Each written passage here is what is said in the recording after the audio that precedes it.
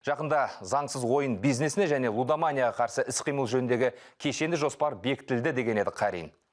Айтып жиғанша сол күні мәжілістің жалпы отырысында ойын бизнесі, лотереялар және лотерея қызметіне қатысты заң екінші оқылымда қаралып қабылданды.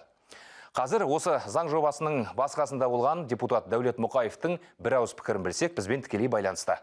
Кеш жарық, Дәулет мырза. Қайырлы кеш, құрметті көрермен, Мейіржан мырза. Сонымен жаңа заң жобасының жаңалық қандай? Бұл заң жобасы лудомандарға қандай тосқауыл қояды, шектеу салады? Бірінші кезекте енді мына лудомандар дейміз ғой, сол ойын құмар азаматтардың ойын ойнау аясын шектеу.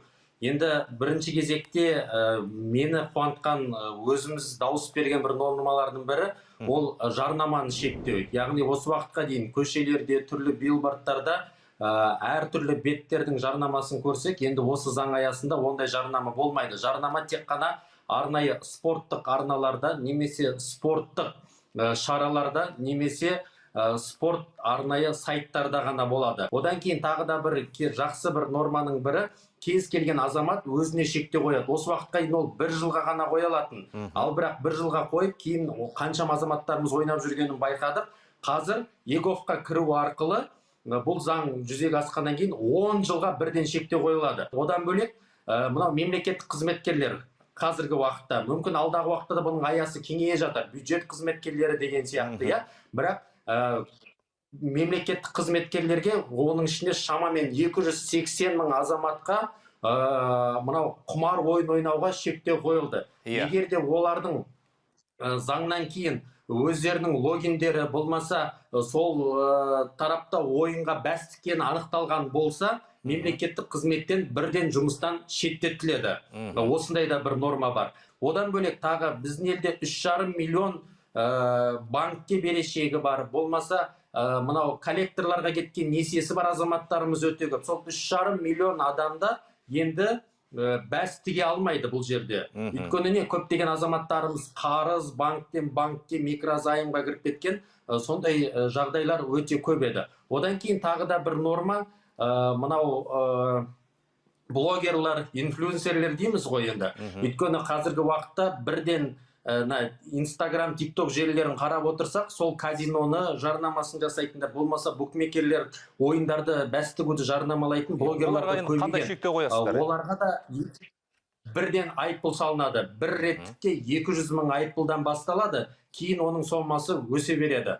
Одан кейін біздің елде заңсыз қызмет етіп жатқан, ешқандай тіркеу алмаған шетелдік сайттар бар ғой, олар да бірден бұғатталатын болады. Сонымен қатар жаңағы заңсыз сондай ойын ұйымдастыратын азаматтар болса, бұрын әкімшілік не еді ғой, жаза, былайша айтқанда айыппұлмен құтылып кетеді. Қазір олардың жазасы 2 жыл бас бостандығынан айырылады, кемінде 2 жыл. Көрдіңіз ба? Егер тағы қайталанатын болса, оның да жылы артып отырады. Негізгі осылар. Енді энергетикалық сусындарға келейікші, онда қозғадыңыздар ғой. Сонымен неше жастан бастап сатылатын болды энергетикалық сусындар? Мектеп оқушылардың арасында энергетикалық сусынды көптеп ішіп, болмаса жүрек, қан тамыр аурулары, бауыр бүйректері ауыратын азаматтар көбейген осы энергетикалық сусын. Себебі нормадан артық ішіп кететіндер бар. Соның барлығын шектеу аясында бізде 21 жас деген норманы енгіздік осы энергетикалық сусынға байланысты. Енді бұл жерде темекі сияқты ғой, енді ол да солай 21 жастан бастап беріледі. Және де арнайы автоматтар бар ғой, мысалға көше сатылатын автоматтарда ол сатылмайды. Ол жерден де алынып тасталады, себебі егер ол автоматтарда тұратын болса, оны кез келген азамат сатып ала беретін еді. Егер де оны сатқан 21 жасқа толмаған азаматтарға кәсіпкерлеріміз сататын болса, олар да айыппұл арқалайды. Түсінікті, Дәулет мырза, көп тер төктіңіздер. Жұмыстарыңызға табыс тілейміз. Бізбен тікелей байланыста болған парламент мәжілісінің депутаты Дәулет Мұқаев.